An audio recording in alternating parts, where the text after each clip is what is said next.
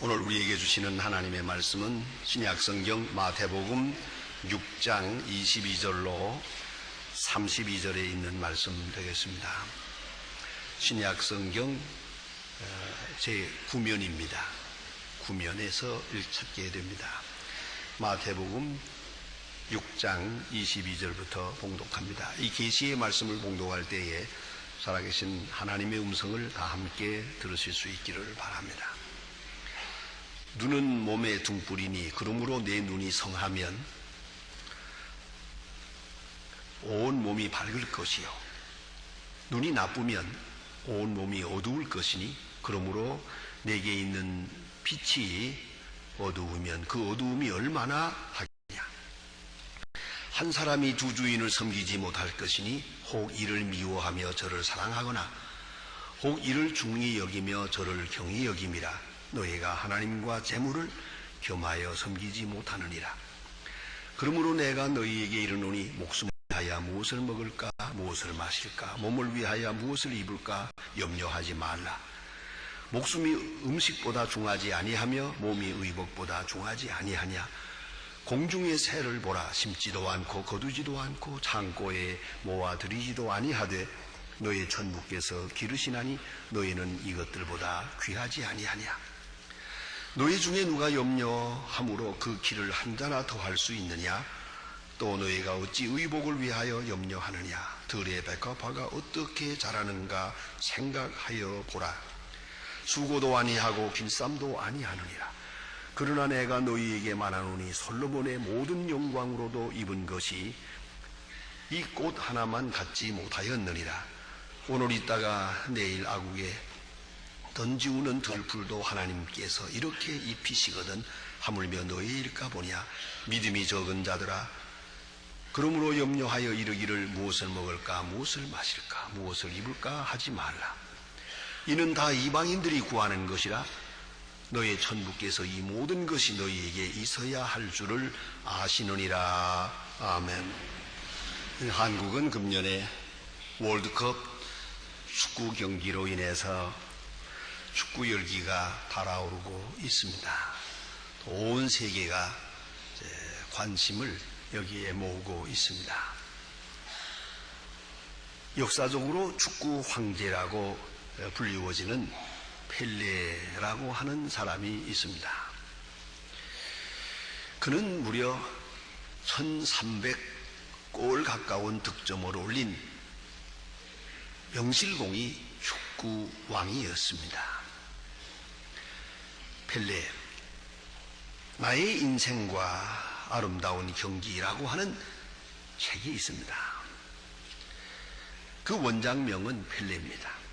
이 책에 의하면 그는 15살에 축구팀에 스카웃 되어 가지고 축구와 함께 한평생을 삽니다. 양말로 둥국에 말아서 만든 공을 맨발로 차야 했던 가난한 시절을 지낸 사람입니다. 그런 어린 시절을 겪고 축구의 황제가 되었습니다. 그러나 그는 비밀이 있었습니다. 그것은 치료할 수 없는 근시였습니다. 눈이 좋지 않았습니다.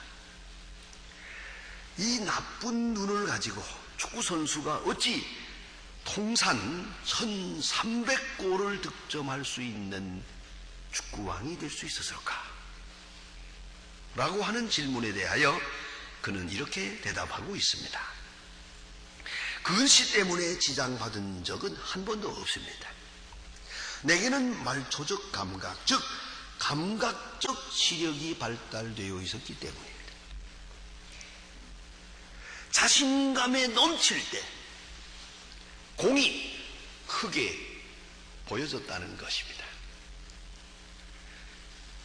가끔 우리는 그런 얘기를 듣습니다. 이 골프 치는 사람들 어느 날은 성적이 좋고 어느 날은 나쁘고 그건 간단합니다.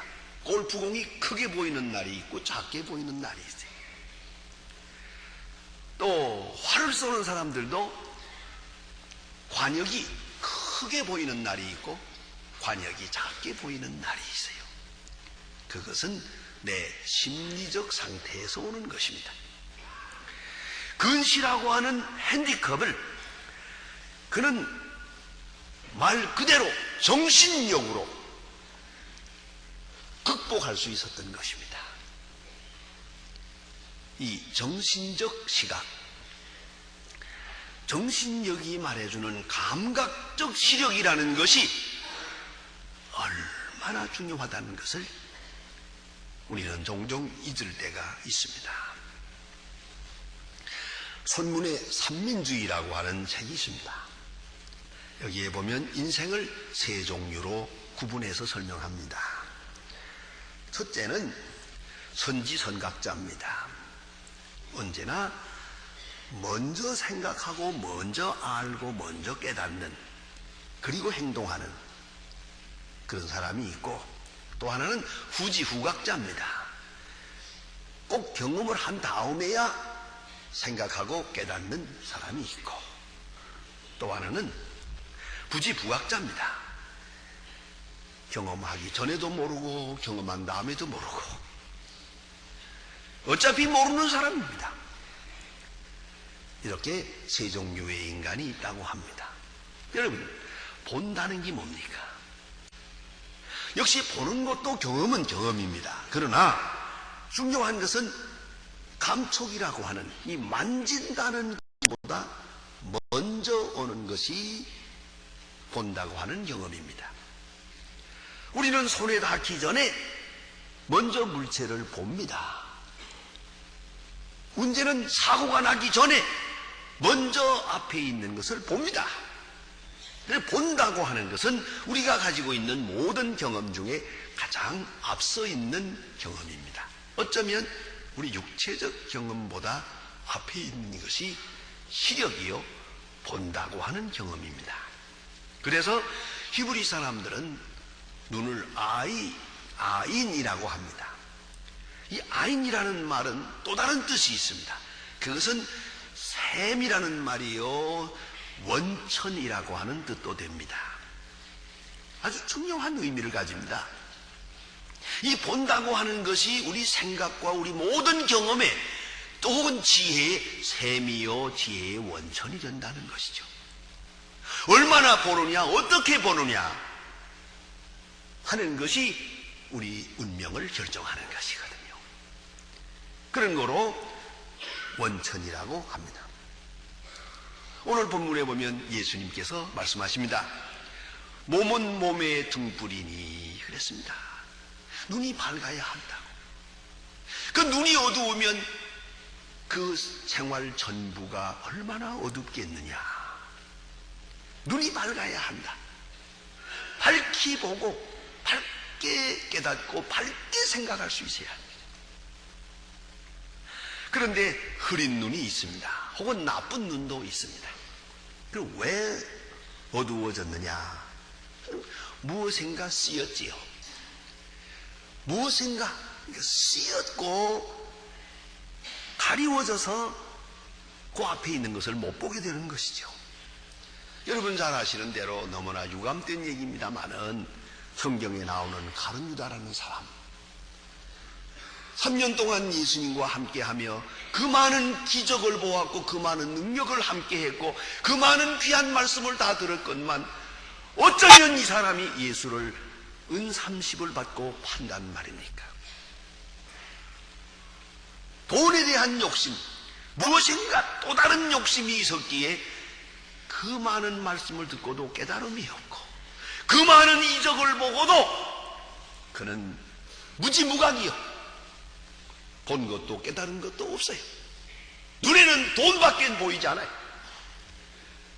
그래서 예수를 팔면 은 30이 될 것이라고. 예수를 은 30짜리로 보았다 이 말이에요. 이렇게 눈이 어두웠다는 말입니다. 돈에 눈 먼 사람 보이는 것이 없습니다. 성경에 보면 예수님께서 제자들과 함께 할 때 제자들이 배를 먼저 타고 호수를 건너가는 걸 볼 수 있습니다. 건너가는 도중에 풍랑을 만났습니다. 예수님께서 그들이 풍랑 때문에 시달리는 것을 아시고 물 위로 걸어서 예수님께 가까이 옵니다. 저들이 풍랑 속에서 죽겠다고 아우성을 치면서 이제 멀리 오시는 예수님을 보고 이렇게 말합니다. 유령이다 그럽니다. 저는 그 말이 너무너무 마음에 아파요. 그래 사랑하는 예수님을 유령으로 보다니, 이 사람들이 정신이 있나 하지만 도대체 물으로 걸어오는 사람을 본 일이 없으니까, 또 그럴 수도 없고, 또 그리고 자기들이 너무 두려우니까, 지금 죽을 지경이니까 그 혼비박산하고 있으니까 예수님을 유령이라고 하더라고요. 그렇게밖에는 볼 수 없었다는 것이죠. 어쨌든 욕심의 눈이 어두운 사람, 질투의 눈이 어두운 사람, 잘못된 경험에 집착된 사람, 바른 시각을 가지고 있지 못합니다. 특별히 걱정과 근심에 매여 있는 사람들, 바르게 보지를 못합니다. 밝은 세상을 바르게 보지 못합니다. 곧은 것을 곧게 보지 못합니다. 환하게 열린 길을 전혀 볼 수가 없는 그런 기맥힌 처절한 형편에 살아가는 것을 볼 수 있습니다. 아이리스 컬리라고 하는 심리학자가 Education for the Spiritual Growth라고 하는 책에서 현대인의 특징을 평안이 없는 사람들이다 라고 말합니다. 그 왜 평안이 없을까? 먼저는 불안합니다. 앞이 보이지 않으니까 불안합니다. 불확실한 미래 때문에 불안합니다. 그런데 이 불안을 어떻게 하면 해소할 수 있을까 하는 방법도 또 빗나가고 있어요. 그게 뭐냐면 소유를 가지고 해결하려고요. 돈을 많이 가지고, 은행에 돈을 많이 가지고, 땅을 많이 가지고 있고, 집을 많이 가지고 있고, 부동산을 많이 가지고 있고, 뭔가 이 많은 것을 가지고 있으면 이 소유에 의해서 불안이 해소될 거라고 착각을 하고 있어요. 그 또 하나의 착각이요. 많이 가질수록 점점 더 불안해요. 그런가 하면 알게 모르게 적개심의 노예가 됐어요. 누군가를 미워하고 있어요. 그동안은 마음이 어두워집니다. 눈이 흐려집니다. 도대체가 모든 사람들이 나를 공평하게 나대로 평가해 주지 않는다고 하는 불만이 있어요. 그래서는 어딘가 모르게 누군가에 대한 적개심을 가지고 있어요. 혹은 피해의식을 가지고 있어요. 이런 마음으로 있는 동안은 절대로 밝은 세상을 볼 수가 없어요. 여러분, 미워하면서 상대방의 장점을 볼 수 있는 사람 보았습니까? 문제는 사랑밖에 없어요. 사랑하고야만 세상을 밝게 볼 수 있는데 어느 사이에 우리는 누군가를 미워하며 살고 있어요. 혹은 섭섭한 마음으로. 이것 때문에 눈이 어두워졌어요. 또 한 가지는 힘에 의존하는 것입니다. 이 불안과 적개심을 해결할 수 있는 길은 힘밖에 없다. 권력이다. 힘이다. 글쎄 옵시다. 결국은 힘이 우리의 마음을 또 한 번 어둡게 하고 있어요. 오직 겸손만이 밝은 시각을 가지게 하는 것인데 어느 사이에 힘에 의존하면서 교만해집니다. 점점 더 마음 눈이 어두워지고 앞을 볼 수 없을 만큼 참 어리석고 너무너무 어리석을 정도로 눈이 어두워지고 만 것을 봅니다. 오늘 본문에 예수님께서 어두워진 눈을 말합니다. 나쁜 눈, 그것은 편시를 말하는 것입니다. 균형을 잃고 한쪽만 보는 거예요. 나무는 보는데 숲을 보지 못해요. 새는 보는데 새를 먹이시는 하나님은 못 봐요. 넓은 세상을 보면서 보면서 하나님의 거룩한 창조의 솜씨를 보지 못하느냐. 참으로 미련한 것이요. 역사는 보는데 역사를 주관하시는 하나님을 보지 못하는 거예요. 이 편씨가 그 마음과 눈을, 세상을 다 어둡게 만들고 마는 것이요. 또 하나는 더블 사이트입니다. 이중시각이 옵시다. 오버랩입니다. 겹치고 포개서 보는 거예요. 두 마음으로. 둘이 하나로 보이고 하나가 둘로 보이고. 예수님이 오늘 본문에서 말씀하시기를 두 주인을 섬기지 못한다. 재물과 하나님을 겸하여 섬기지 못한다. 오버랩 할 수가 없어요. 그런데도 불구하고 두 가지를 한꺼번에 보려고 하니까 다 못 보고 마는 것이죠. 최인호 씨의 베스트셀러 상도라고 하는 게 있습니다. 요새 아마 연속극으로도 나오는 줄 알고 있습니다. 그게 임상옥이라는 사람은 아주 천한 신분에 참으로 어렵고 고달픈 생을 시작합니다. 그러나 그는 장사를 배웁니다. 마침내 큰 거부가 되는데 그 상도 전체를 통해서 말하고 있는 메시지가 있습니다. 아무리 돈을 벌러 다니는 장사꾼이지만 이익보다는 사람을 중요하게 여겨야 한다 하는 것이에요. 그는 사람을 보는 눈을 가지고 있어요. 돈은 잃을 수도 있고 얻을 수도 있어요. 그러나 사람을 얻어야 한다는 것이죠. 현자는 모든 것으로부터 배운다고 말합니다. 강자는 자신을 이기는 사람이라고 말합니다. 부자는 스스로 만족한 사람이라고 말합니다. 그는 장사꾼이에요. 어디까지나 돈을 따라다니는 사람이요. 이익을 추구하는 사람이지만 아니에요. 더 중요한 사람과 인간을 볼 줄 아는 그런 시각을 가지고 세상을 보고 그렇게 살았어요. 오늘 성경 말씀에는 눈이 성하면이라고 말합니다. 눈이 성하다. 예? 블루스라고 하는 말은 싱글 홀드를 말합니다. 잘 조정된 초점이 맞추어진 눈을 말하는 것입니다. 깨끗한 시력일 뿐만 아니라 단순하게 순수해서 초점이 맞추어져야 합니다. 초점이 흐려지면 소용이 없습니다. 가끔 여러분 그 해외에 나가서 사진을 찍어온대. 카메라를 들고 다니다가 여행 중에 그 카메라에 특별한 기술이 없다고 하니까 그냥 오토매틱 그냥 그저 자동으로 찍는 걸 가지고 가서 열심히 찍어왔대요. 찍어다 놓고는 또 보더니 이거 왜 경치가 안 나왔네? 그런 얘기하는 것을 볼 수 있어요. 카메라를 손에 들려면 카메라를 좀 공부를 해야죠. 이 공부 없이 카메라를 들고 나가는데 이 자동 카메라라고 하는 것은 초점을 가운데다 맞추게 되어 있거든요. 요거 초점이 하나예요. 한 사람을 앞에 세워놓고 딱 맞추면 그 틀림없이 깨끗하게 나옵니다. 그런데 두 사람을 세워놓고 가운데서 찍으면 초점이 가운데로 지나가 버리거든요.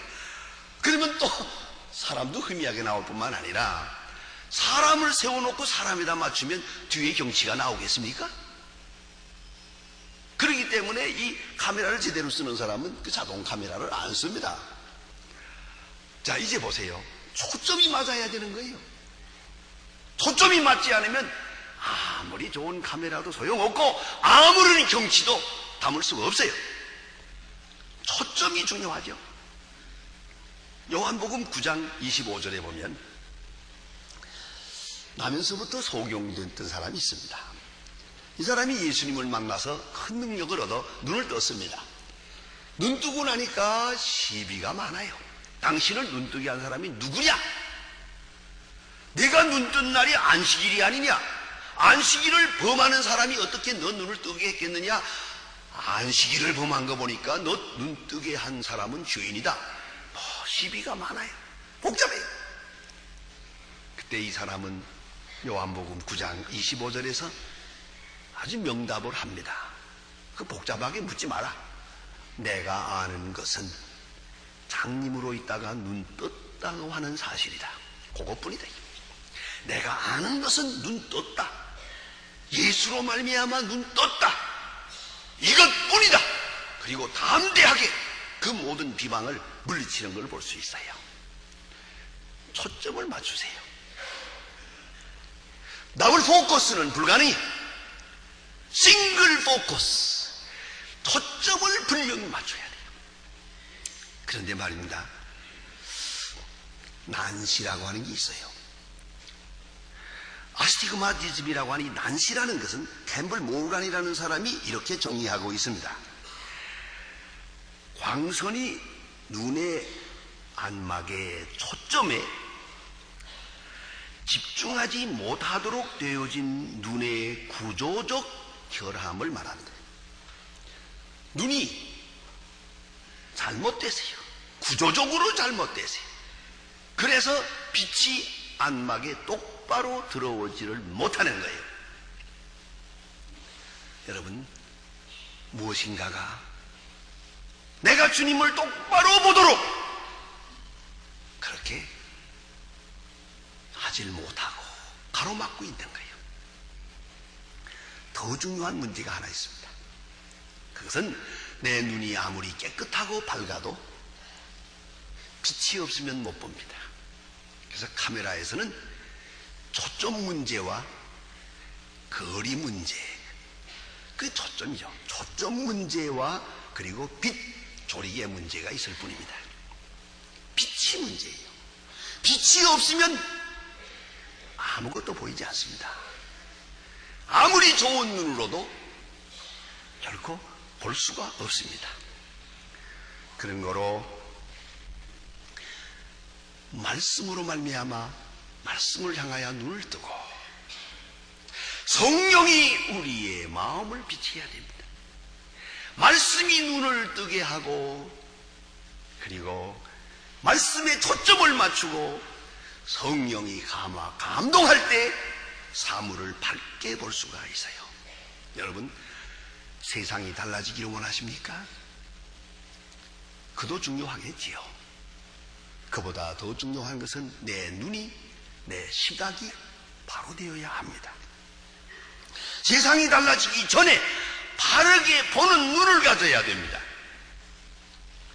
그래야 밝은 세상을 볼 수 있습니다. 저희 교인 가운데 이런 여집사님이 계세요. 제가 어디 가나 자랑을 합니다. 이런 교인이 있다는 걸. 예수 믿은 지 참 오래고 집사님인데도 언젠가 은혜를 받았대요. 은혜를 받으니까 어느 날 갑자기 눈이 싹 달라지는 거예요. 눈이 바뀌면서 20년이나 같이 산 남편이 오늘따라 그렇게 예뻐지기 시작하는데 정신을 못 차리겠대. 눈을 봐도 예쁘고 코를 봐도 예쁘고 앉는 거 봐도 예쁘고 걷는 것도 예쁘고 너무너무 예뻐서 딸이 기도할 때 하나님 앞에 불평을 했어요. 하나님, 저렇게 예쁜 얼굴 좀 보면서 자게 만들지 왜 눈을 감고 자게 만들었습니까? 그래서 제가 그 집사님에게 그랬습니다. 당신은 소망교회 1등 교인이요 그랬어요. 여러분, 얼마나 잘 믿는다고 생각하십니까? 남편의 얼굴이 견딜 수 없이 예뻐지거든 잘 믿는 줄 아세요? 아내의 얼굴이 천사의 얼굴처럼 보이거든 신앙의 수준이 높은 줄 아세요? 그리고 자녀를 보나 세상을 보나 이렇게 아름다울 수가 없어. 그러거든 내 수준이 신앙의 수준이 높은 것이고요. 에이 망할 놈의 세상하고 느껴지거든 땅에 떨어지는 시간이에요. 그걸 알아야 됩니다. 눈이 밝아지면 이 세상이 이렇게 아름다울 수가 없어요. 예수님 보세요. 공중 나는 새를 보라. 들에 피는 백합화를 보라. 그리스도를 보고 나를 보고 구원받은 시선으로 십자가를 바라보고 그리고 나 자신을 보고 세상을 볼 때 새하늘과 새 땅을 볼 수 있는 겁니다. 기도하십니다. 하나님 아버지, 우리는 세상이 어둡다고 원망을 하고 있습니다. 내 눈이 흐려지고 있는 것은 의식하지 못하고 있었습니다. 주여, 우리의 심령의 눈을 밝히사 우리 앞에 있는 밝은 기업을 바라보게 하시고, 그리고 이 세상을 나 자신을 아름답게 보며 감사하며 찬송하며 밝게 살아갈 수 있는 저희들이 되게 하여 주시옵소서. 예수님의 이름으로 기도합니다. 아멘.